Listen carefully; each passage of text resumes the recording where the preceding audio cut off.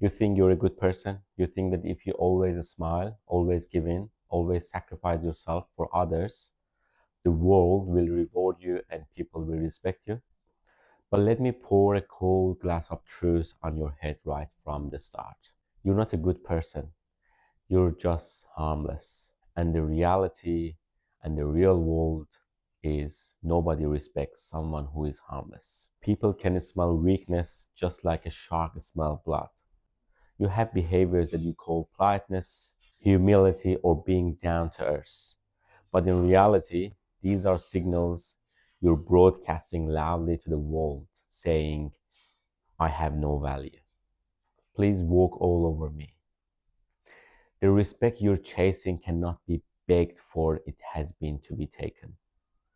If you feel ignored, if you feel like no one takes you seriously, or worstly, people only remember you when you need something, this isn't bad luck. The problem is 9 behaviors that have you infected your personality like a virus. Today, we're going to rip off this nice and innocent mask and burn it. Because as long as you keep these behaviors, no matter how hard you try, you'll always stay at the back of the line. Okay, are you ready, guys? The first nail you hammer into the coffin of your credibility starts with your own mouth. Let me start with a scenario. I'm sure you've been stuck in many times. Imagine someone you know calls and invites you to a party or a meeting you absolutely don't feel like going to. You're afraid, you're tired, you just don't want to see those people. What does someone with low self worth do? You pick up the phone and say, oh wow, I'd really love to come, but my car broke down and my mom wasn't feeling great. I had to take her to the doctor, stuff like that. And tomorrow I have to wake up early for work. I think this is something that we hear a lot. I'm really sorry, maybe next time. Stop. What are you doing right now? Why are you writing a legal defense for your basic human right to say no? When you over explain a simple decision, you're sending a terrifying message subconsciously. That means I don't have the right to decide on my own. I need to convince you and get your permission not to come. So you put yourself in the position of the accused and the other person becomes the judge. Over explaining is not honestly, it's guilt, it's the belief that your time and energy don't belong to you. Robert Greene, the author of the 48 Laws on the Power of Power, has a golden rule. Powerful people say less. Now let's reply the same scenario with a better mindset. The phone rings, you're invited, you say, thanks for inviting me, but I'm already have plans tonight. Have fun. That's it. I have plans is a complete sentence. No is a complete sentence. You don't need to explain what those plans are. Maybe your plan is lying on your couch, staring at the ceiling. That's nobody's business, okay? People who over explain think that they are being polite. In reality, they are spreading the smell of insecurity and weakness. The more you explain, the weaker or even less honest you appear. Okay, rule number 1. State your decision. Don't justify it. But that's just the beginning. There is another dangerous behavior, the opposite of this one. You don't talk, you just listen. And you think you're being kind. In reality, you're turning into other people's emotional trash can. You think being a good person and being a good listener is a virtue. You think sitting for hours listening to the same stuff, same complaints, same winning, same complaints make you empathetic. You're wrong. You're not empathetic. You're an emotional dumpster. Picture this: your phone rings, you see that familiar name, the friend whose life is always full of drama, always a victim, always being wrong by the world, on the phone. Then you answer. For 40 minutes straight, they dump their mental garbage on you: anger, frustration, hatred towards boss or partner, stuff like that. What do? You nod, yeah, sure, I understand. That's terrible. That's right. At the end of the call, they feel lighter, relief, and much better. And you feel heavy, drained, poisoned. I'm not saying you don't listen to your friends, but you shouldn't listen for 40 minutes. Why is that? Because you've lost the line between supporting someone and carrying them. When you allow someone to complain endlessly without seeking solutions, you're not helping, you're servicing them. Servicing is okay for 5, 10 minutes, but not for 40 minutes. They're using you as a temporary painkiller. And here's a painful truth: nobody respects a trash can. They only come to when they're full of garbage. And once they're done, they close the lid and walk away. Respect begins when you value your mental space. A strong person redirects the conversation or ends it when it turns into endless winning. That's not selfishness. That's mental hygiene. That's mental barrier. If you don't respect your own mind, others won't either. But maybe you tell yourself, I just want to be warm. I just want to be nice. I just want to be relatable.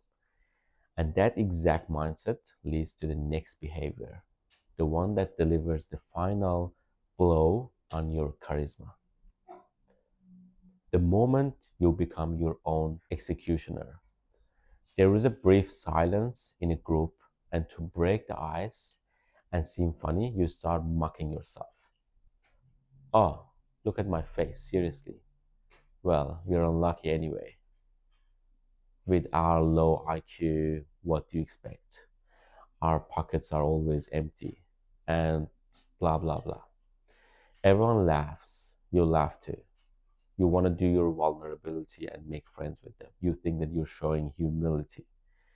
Let me tell you what those laughs really mean. They're not laughing with you, they're observing you, they're laughing at you, and in their subconscious, they're closing your file. This person has no value. Psychologically, this is dark. These jokes aren't humility, they are fear based defense mechanism. You're afraid others might judge or mock you, so you strike first. You punch yourself so their punches hurt less. You announce your flaws out loud so no one else can discover them. But Jordan Peterson says something precise: treat yourself like someone you are responsible for helping, like your best friend. Would you humiliate yourself? Would you humiliate your friend in a public so others could laugh? No, you wouldn't do that. So why do you do it to yourself? Words are spells. When you call yourself stupid, unlucky, or ugly, even as you joke, your brain and the world registers it as a comment. You're giving others permission to disrespect you. If you lower your own price, don't expect others to value you highly. From today on, ban self-degrading jokes. If you can't praise yourself, at least stay silent. Because once you stop dragging yourself down, you'll realize how much energy you were wasting on people who never deserved it. That brings us to the fifth behavior, where generosity turns into stupidity. Do you know the most ruthless law of economics? Supply and demand. Very easy. The more available something is, the less valuable it becomes. Gold is expensive because it's rare. Air is essential, but because it's everywhere. Nobody values it. Your problem is that in relationships, you become like air, always available, always reachable, always ready to help. Look, it's good to be helpful, but not always. People only show up when their car breaks down, when they need money, when they're moving houses. And you, with the illusion that one day they'll realize what a great friend I have, what a great friend I am, burn yourself out. And here's the truth: you're not their friend, you're a tool, like a wrench. When you're done using a wrench, do you thank it and invite it to dinner? No, you throw it back in the toolbox until the next problem. When you constantly serve ungrateful people, you're paying them to keep you around. You're buying affection. And the worst part, guess what? The day you say no, those same people turn into your enemies because you train them to expect you. They train them to expect you all around. Your time is your life. Don't sell it cheap. If someone doesn't value your presence, let them feel your absence. Became scarce. Respect comes from saying no, not from saying yes to everyone. But this servant mindset doesn't just show up in your actions. How many times a day do you say sorry? Someone bumps into you, you say sorry. You want to speak in a meeting? Oh, sorry, excuse me. Um, can I talk? Or I was wondering, I have a question. I'm so sorry, you know, all the time. Sorry, can you pay me back? Why you say sorry? They should say sorry. This isn't politeness. I'm sorry for taking up a space. Unnecessary apologies place you beneath others subconsciously. Here is a powerful psychology switch. Replace apologizing for weakness with thanking for strengths. Instead of saying, sorry, can I say something? Say, there is an important point I need to add. Instead of saying, sorry, you went through the trouble, say, thanks for helping. When you say sorry, the focus is on your fault. When you say thank you, the focus is on your character and appreciation. This small change instantly boosts your authority. People pity chronic apologizers. People pity chronic apologizers. They respect grateful people. But even if you fix your words, there is still an invisible prison holding you. A prison without bars. This is the seventh behavior, the most toxic addiction to our time. Addiction to approval. You hide your real opinions. You wear what's trendy, not what you like. You choose to careers that impress your parents, impress your friends. You think pleasing everyone makes you likable.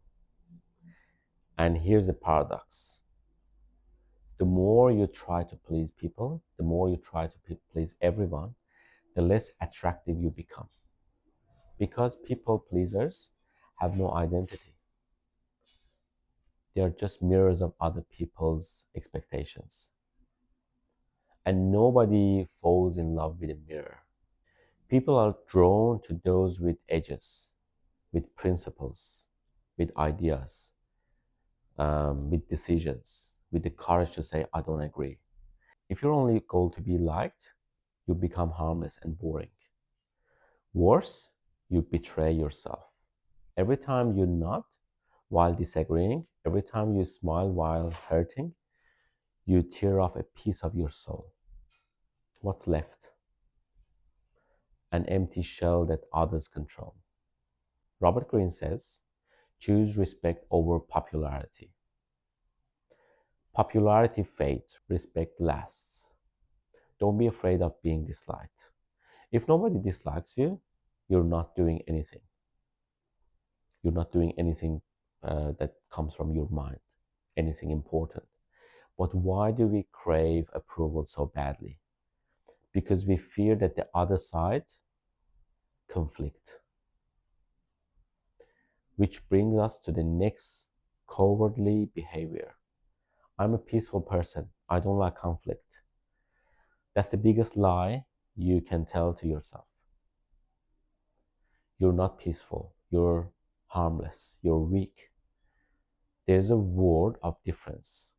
A peaceful person is capable of violence, but chooses restraint. You stay silent because you have no alternative. When someone throws subtle insults at you in a group and you fake laugh to keep the vibe, you didn't create peace. You gave them permission to go further next time. Disrespect rarely starts with shouting. It starts quietly, sarcasm, eye rolling, interrupting. These are territorial tests. They're checking if you have boundaries, or if they can walk right over you, or if they can proceed further. If you don't respect the first time, that territory is no longer yours. Power is not yelling or flipping tables. Real power is cold, assertiveness, and silence. Someone interrupts you, weak reaction is this. Nervous, a smile, yelling, a strong reaction. 3 seconds of silence, direct eye contact, calm voice. You can say, I don't think I gave permission for you to interrupt me. Or simply, what do you mean by that? Or simply just continue your words. Or are you trying to be funny? Was that an insult? When you force them to explain themselves, they stumble. That's the magic of assertiveness. Calm, control, unshakable. Peace bought by swallowing your dignity isn't peace. It's a graveyard. But sometimes you lose respect without saying a word. Your body betrays you before mass does. This nice behavior happens so unconsciously. Most people don't even notice it. Okay, let's dig into that. Have you ever walked into a room and instantly known who is in charge and who is weak without a single word spoken? Before you speak, your body has already told like your story. And for many of you, your body is testifying against you. Collapsed shoulders, hunching over your phone, crossed arms, eyes glued to the ground. These aren't just poor postures. They are biological screams of defeat. In nature, a creature that shrinks is saying, I'm prey, please don't eat me. A creature that takes space says, I'm ready. Jordan Peterson's rule is simple. Stand up straight, shoulders back, arms open, take a space. This isn't cosmetic. Expansive posture raises serotonin levels. Others see you as stronger and you feel stronger. If you walk like the ground belongs to you, not with arrogance, but with dignity, the world responds. Eye contact is uncomfortable, yes, but it's power.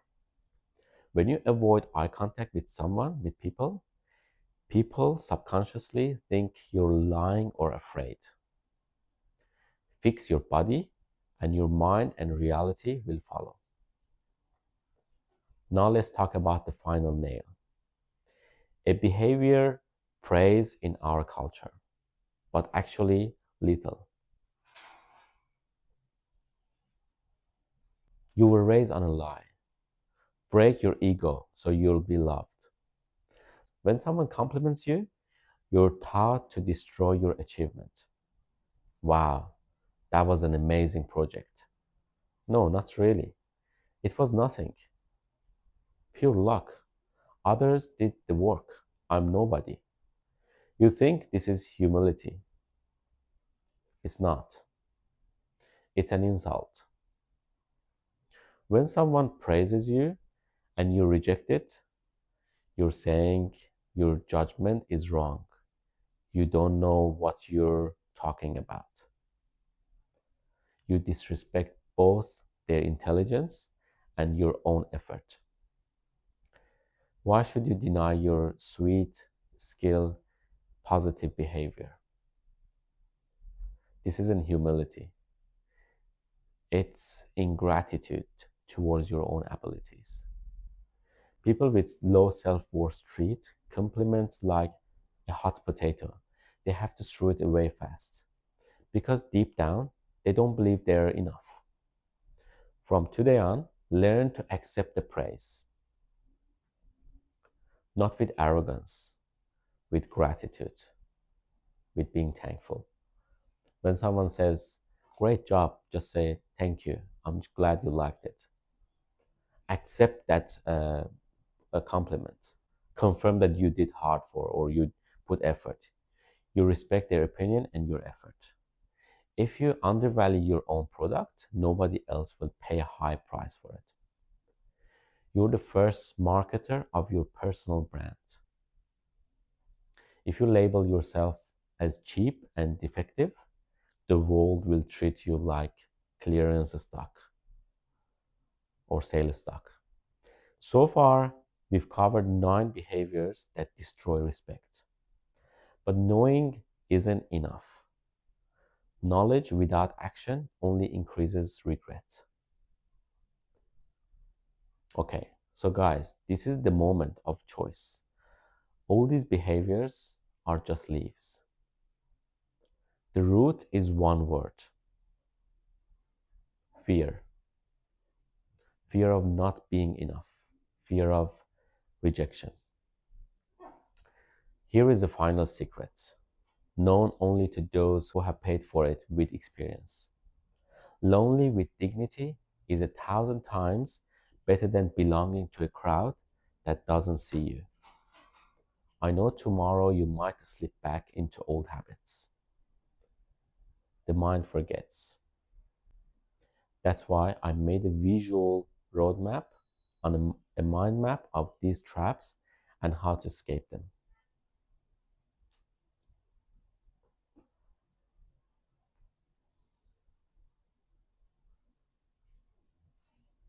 That's why we need to repeat them every day until they become habits. No one is coming to save you. It's only you. You and only you are responsible for pulling yourself out of this swamp of people pleasing.